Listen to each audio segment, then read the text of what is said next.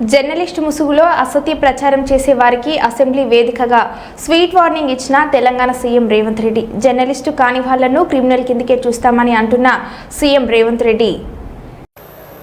అందుకే అధ్యక్ష, తమరు కూడా అక్కడి నుంచి ఆదేశాలు ఇవ్వండి. దీని మీద చర్చ జరగాలి. మీడియా మిత్రులకు కూడా నేను అడుగుతున్నా, మీ సంఘాలు ఏవైతున్నాయో సంఘాల నాయకులను కూడా అడుగుతున్నా, ఎవరో జర్నలిస్టులు లిస్ట్ ఇవ్వండి. జర్నలిస్ట్ అనే పదానికి డెఫినేషన్ ఏందో ఇవ్వండి, ఆ లిస్ట్ ఇవ్వండి.